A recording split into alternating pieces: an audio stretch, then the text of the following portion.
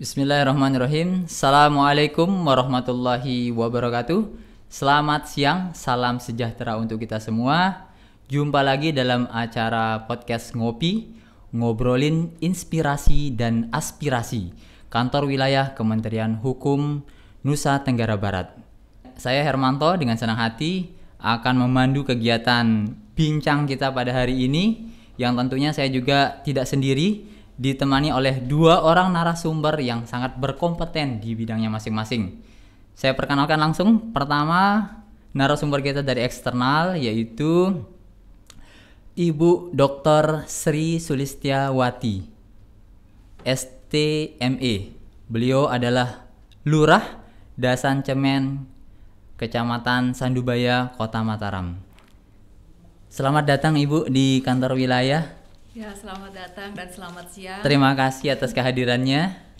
Dan narasumber kita yang kedua, beliau adalah Kepala Bidang Administrasi Hukum Umum Kantor Wilayah Kementerian Hukum Nusa Tenggara Barat, Ibu Puri Adriatik Casanova SH.MH. Selamat siang Mas Hermanto, terima kasih. Ya, baik. Kita langsung saja nih pada topik pembahasan kita yang cukup hangat hari ini, yaitu terkait dengan Koperasi Desa Kelurahan Merah Putih. Koperasi Merah Putih, kalau kita melihat, ini merupakan program presiden ya, yang dituangkan dalam nawacita, khususnya pada poin yang kedua dan keenam terkait dengan mewujudkan swasembada dan pemerataan ekonomi yang dituangkan di dalam nawacita tersebut.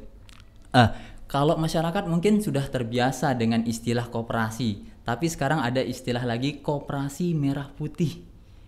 Mungkin bisa dijelaskan apa sih perbedaan koperasi yang pada umumnya dikenal oleh masyarakat dengan Koperasi Merah Putih yang merupakan program pemerintah saat ini.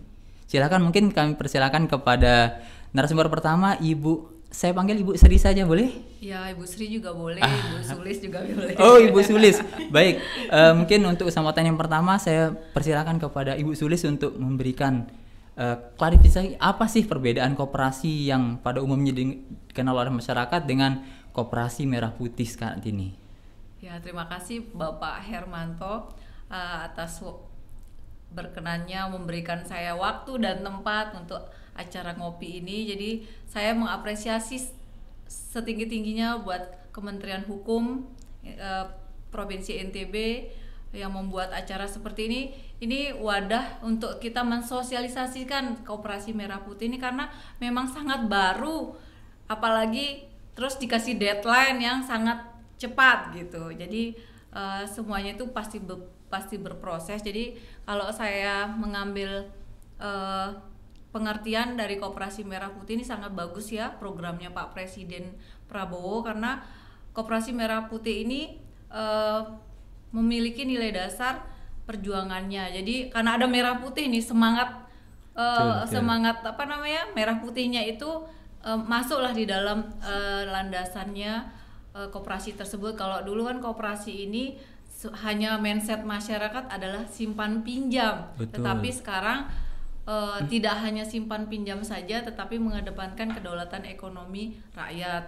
Jadi juga di Undang-Undang Dasar kita juga ada di pasal 33 kan, bagaimana perekonomian harus dijunjung tinggi untuk kepentingan masyarakat. Jadi manfaatnya untuk Koperasi Merah Putih ini sangat bagus ya.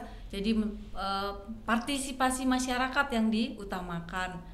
Kalau kami di kelurahan sangat mengapresiasi pembentukan Koperasi Merah Putih yang digagas oleh Bapak Presiden, karena saya berharap Koperasi Merah Putih ini menjadi cikal bakal membantu perekonomian di masyarakat, baik itu di kelurahan maupun di desa-desa. Karena kita menghindari nih apa sih bank subuh, rentenir yang saat ini sudah sangat banyak ya, apalagi pinjol lagi. Nah, semoga dengan kehadirannya Koperasi Merah Putih ini bisa memberantas atau bisa mengurangi, memperkecil masyarakat untuk peminjaman di luar koperasi atau bank-bank yang sifatnya mencekek masyarakat. Baik, terima kasih Ibu. Baik, terkait dengan koperasi ini, mungkin pada pokoknya tidak terlalu jauh berbeda dengan koperasi pada umumnya, Bu ya. Yang mengutamakan kesejahteraan anggotanya, dan tentunya Koperasi Merah Putih ini memiliki peran yang sangat strategis dalam meningkatkan perekonomian masyarakat desa maupun kelurahan. Tapi kalau kita melihat persepsi masyarakat, mungkin ada yang menganggap hal ini sebagai suatu hal yang biasa atau sepele gitu ya. Kalau menurut Ibu Sulis selaku lurah, Koperasi Merah Putih ini bagaimana perannya bisa menjadi solusi untuk ekonomi rakyat? Nah, saya dengan kemarin baru mendapat sekilas nih sosialisasi koperasi, baik itu di Kementerian Hukum kemarin ada sosialisasi, kebetulan di pemerintah kita juga mengadakan sosialisasi, jadi saya bisa menangkap lah ya, walaupun tidak banyak gitu kan, karena ini perlu berproses kan gitu. Betul. Karena pembentukan koperasi ini kan harus menentukan pengurus-pengurus yang memang kompatibel, jujur, amanah, yang memang terpercaya gitu. Harapannya kelak koperasi ini memang harus berkembang dan bisa mewadahi masyarakat di kelurahan yang memang kita bentuk itu. Jadi saya sih mengambil ide, dan memang ini sebelum koperasi ini terbentuk, saya memang sudah memiliki ide untuk di Kelurahan Dasar Cermen memiliki potensi. Di sana itu memang UMKM-nya banyak, dan terus di sana itu potensi untuk saya lagi sedang punya ide untuk pembuatan wisata. Jadi kayak di Surabaya itu ada tempat wisata pasar terapung. Jadi kita bisa menikmati kulineran UMKM tuh di atas perahu. Nah, itu bisa dengan adanya koperasi ini mereka diwadahi dengan legalitas gitu. Terfasilitasi berarti ya. Baik. Jadi mereka bisa berjualan, menjual apa yang menjadi jualan, yaitu yang tadi UMKM tersebut, makanan khas produk kami gitu, tapi ada wadahnya, yaitu Koperasi Merah Putih gitu. Betul, berarti ini diharapkan membantu perekonomian masyarakat sekitarnya. Sangat ya, yang membantu. Dalam desa atau kelurahan tersebut. Iya. Untuk pertanyaan berikutnya ini mungkin untuk Ibu Puri selaku Kepala Bidang Administrasi Hukum Umum terkait dengan data statistik, Ibu. Kalau kita melihat data statistik jumlah desa kelurahan di NTB itu sebanyak 1.166 desa maupun kelurahan. Nah, dan beberapa stakeholder pemerintah berkolaborasi telah secara masif melakukan diseminasi sosialisasi terkait dengan pembentukan Koperasi Desa Kelurahan Merah Putih ini. Namun kalau kita lihat sekarang jumlah desa kelurahan yang telah melakukan pembentukan atau pengesahan di Kementerian Hukum itu masih relatif sedikit atau kecil. Mungkin bisa dijelaskan hal ini terkait dengan apa penyebabnya gitu mungkin, Bu? Baik, terima kasih Mas Hermanto telah memandu acara ngopi siang hari ini. Tentunya sesuai dengan instruksi Presiden nomor 9 tahun 2025 tentang percepatan pembentukan koperasi desa atau kelurahan Merah Putih ini, memang ditargetkan sekitar 80.000 desa atau kelurahan yang ada di seluruh Indonesia. Namun demikian tentunya hal ini merupakan keterlibatan dari lintas kementerian atau lembaga sampai dengan pemerintah daerah, dan tentunya didukung dengan regulasi yang mempermudah dalam hal urusan pengesahan koperasi yang sesuai dengan keterlibatan dalam hal ini peran penting notaris sesuai dengan Peraturan Menteri Hukum nomor 13 tahun 2025 tentang pengesahan koperasi.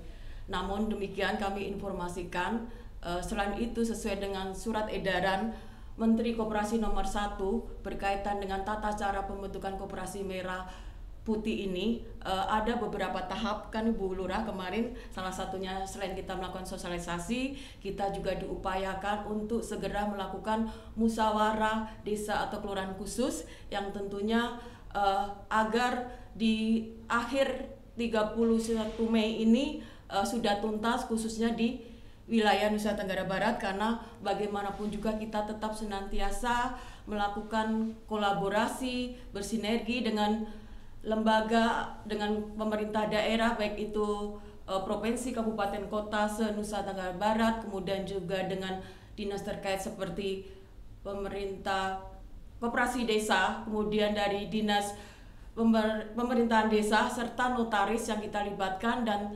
alhamdulillah kita sudah melakukan kegiatan sosialisasi 2 kali. Yang pertama pada tanggal 14 Mei 2025, kemudian juga dilanjutkan di Pulau Sumbawa pada tanggal 19 Mei 2025 melibatkan narasumber dari Kementerian Koperasi Republik Indonesia, kemudian juga dari Direktorat Jenderal Administrasi Hukum Umum, kemudian juga notaris. Namun demikian yang hadir pada saat itu memang kita hadirkan seluruh kepala desa atau lurah yang ada di wilayah seluruh Nusa Tenggara Barat serta dinas-dinas terkait yang ada di pemerintah kabupaten kota se-Nusa Tenggara Barat.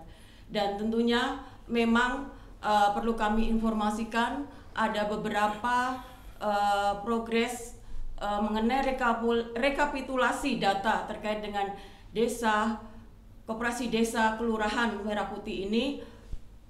Dari 1166 desa kelurahan dan untuk musyawarah desa khusus yaitu sudah terdapat 896 desa atau kelurahan per tanggal 28 Mei 2025. Sementara yang belum 270 desa atau kelurahan, kemudian yang dalam proses badan hukum sebanyak 553 desa atau kelurahan, dan yang sudah pengesahan badan hukum dalam aplikasi sistem administrasi badan hukum sebanyak 118 desa. Dan tentunya kami mendorong untuk kemarin memang pada tanggal 27 Mei kita ikut hadir di dalam musyawarah kelurahan khusus yang diselenggarakan oleh Ibu Lurah Dasan Cermen ya. Dan saya hadir langsung Mas Hermanto, dan alhamdulillah sudah terbentuk musyawarah desa khusus. Tentunya kemudian akan dilanjutkan dengan berita acara yang sudah ditandatangani bersama terkait dengan pendirian koperasi tersebut. Kemudian tentunya dalam proses pembuatan akta oleh notaris yang terdekat di wilayah Kota Mataram.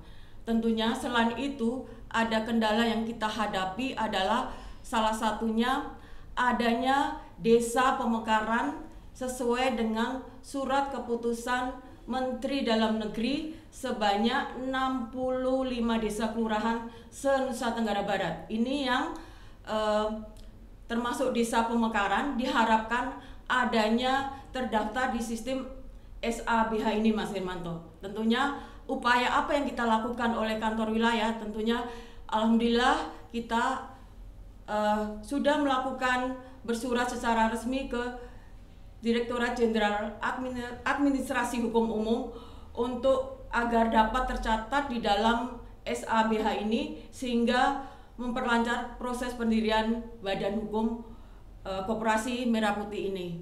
Tentunya selama ini kita sudah berusaha bersinergi, berkolaborasi dengan dinas terkait, bahkan Bu Kakanwil kita kemarin sudah sempat melakukan rapat virtual bersama dengan dinas-dinas terkait untuk mengupdate data berkaitan dengan desa Kelurahan Merah Putih ini, Koperasi Desa Kelurahan Merah Putih ini. Baik, intinya Ibu yang saya bisa tangkap, semua kepala desa maupun lurah se-NTB telah mendapatkan sosialisasi terkait dengan pembentukan ini. Adapun jumlah yang masih belum ada pengesahan badan usahanya sedang dalam proses gitu Bu ya, karena memerlukan waktu. Baik, terima kasih Bu. Dalam pembentukan koperasi ini Bu tentunya banyak melibatkan stakeholder terkait. Di antaranya adalah Kementerian Hukum.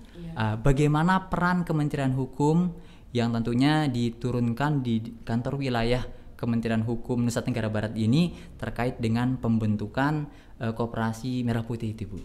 Baik, terima kasih Mas Hermanto. Tadi sudah saya perjelaskan sesuai dengan tata cara pembentukan Koperasi Desa Kelurahan Merah Putih ini. Salah satunya kita melakukan sosialisasi. Kemudian yang kedua tentunya kita mendorong notaris yang memang merupakan wilayah yang ada di Nusa Tenggara Barat ini untuk senantiasa melakukan kegiatan untuk proses pendirian badan hukum ini. Tentunya seluruh notaris yang ada di Nusa Tenggara Barat ini ikut berperan di dalam pendirian Koperasi Merah Putih dengan sesuai dengan Peraturan Menteri Hukum Nomor 13 Tahun 2025 tentang pengesahan koperasi. Itu salah satunya. Kemudian juga sesuai dengan Surat Edaran Direktorat Jenderal Administrasi Hukum Umum tentang percepatan pengesahan pendirian dan perubahan anggaran dasar Koperasi Merah Putih ini tentunya tidak hanya terbatas pada notaris pembuat akta koperasi yang dikenal dengan NPAK, akan tetapi di seluruh wilayah Nusa Tenggara Barat ini untuk berperan juga notaris dalam hal proses pendirian Koperasi Merah Putih ini, Mas. Baik, yang jadi catatan saya bahwa untuk pengesahan tidak harus notaris pembuat akte koperasi, Bu ya. Iya. Tapi semua notaris bisa melakukan pengesahan untuk Koperasi Merah Putih ini. Baik, terima kasih Ibu. Tadi mungkin bisa ditambahkan terkait dengan kendala di lapangan tadi, Bu. Terkait dengan Kementerian Hukum yang diturunkan dalam pelaksanaan sosialisasi dan sebagainya, yang dijelaskan oleh Ibu Puri terkait dengan kendala proses pembentukan desa kelurahan koperasi desa kelurahan Merah Putih. Kalau dari sisi desa atau mungkin dari kelurahan, kira-kira kendala pembentukannya itu apa saja gitu?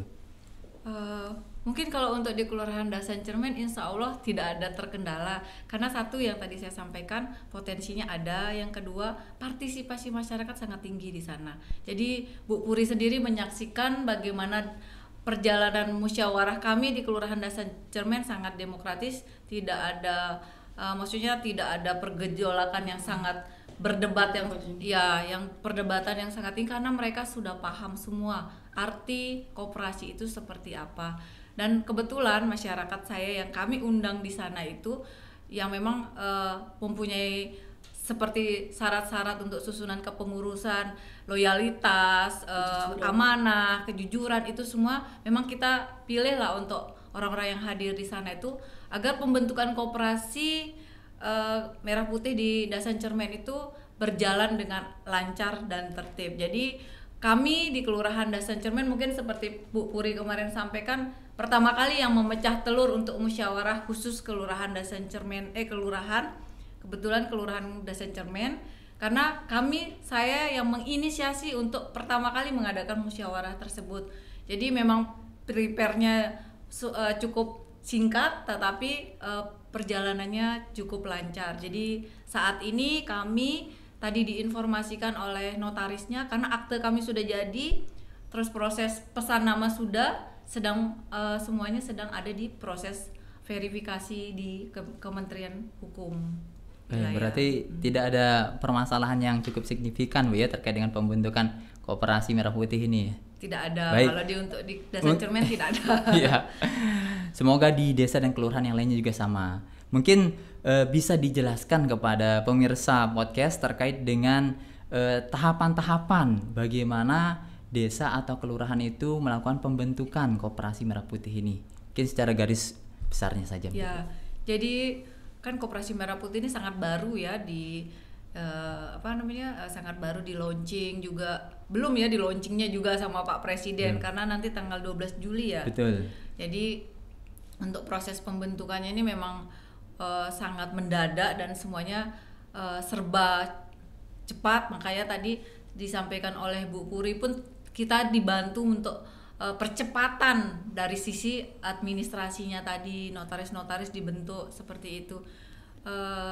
Tadi kita sudah melalui proses, yang pertama adalah mengikuti sosialisasi, yang kedua musyawarah khusus yang ada di kelurahan ataupun di desa. Jadi setelah musyawarah tersebut kita menandatangani berita acara itu yang kami serahkan ke notaris mengeluarkan akte dan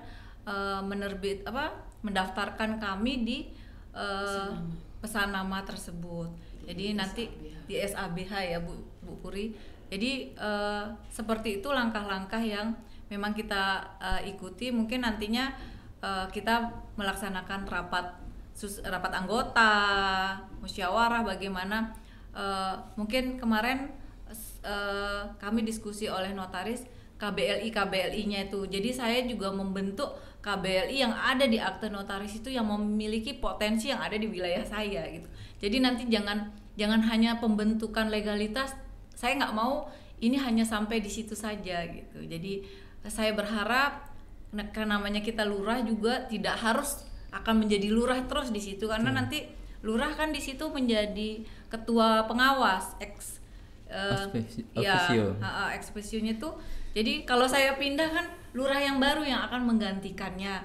Nah itu lagi yang memang menjadi pertimbangan kami sama teman-teman pengurus, bagaimana kalau Bu Lurah pindah nanti, apakah yang menggantikan bisa kompatibel dengan seperti Bu Lurah gitu. Itu semua selalu menjadi kendala gitu, karena saya sudah di 3 kelurahan berbeda. Saya punya program, ketika saya pindah selalu saya menyampaikan dilanjutkan program-program ini, karena biar nggak sayang gitu program-program ini. Itu juga baik dalam hal dulu saya bidang persampahan atau apa, tapi ya tadi seperti saya sampaikan, tiap orang berbeda-beda punya karakter gitu. Nah saya berharap dengan pembentukan Koperasi Merah Putih ini saya membangun pondasi yang sangat kuat. Jadi ketika saya pun pindah, ini sudah kuat tetap, mau siapapun penggantinya untuk menjadi ketua pengawasnya, dia akan tetap berjalan gitu. Baik, terima kasih Bu. Jadinya prosesnya cukup sederhana sebenarnya ya, meskipun membutuhkan waktu yang tidak singkat lah ya, relatif tidak singkat. Baik, kalau saya bisa ulang tadi terkait dengan pembentukannya, yang pertama musyawarah desa. Kemudian setelah musyawarah desa dibentuk anggota koperasi, kemudian anggota koperasi melakukan rapat. Setelah rapat, hasil berita acara diserahkan kepada notaris untuk pengesahan dan seterusnya gitu ya. Baik, terima kasih pada Ibu Sulis maupun Ibu Puri untuk insight kita hari ini terkait dengan pembentukan Koperasi Desa Kelurahan Merah Putih. Semoga apa yang disampaikan oleh narasumber bermanfaat untuk kita semua, khususnya dalam pembentukan dalam pembentukan Koperasi Desa Kelurahan Merah Putih di wilayah Nusa Tenggara Barat. Demikian acara podcast kita hari ini. Kurang lebihnya kami mohon maaf. Wabillahi taufik wal hidayah. Wassalamualaikum warahmatullahi wabarakatuh. Waalaikumsalam warahmatullahi wabarakatuh.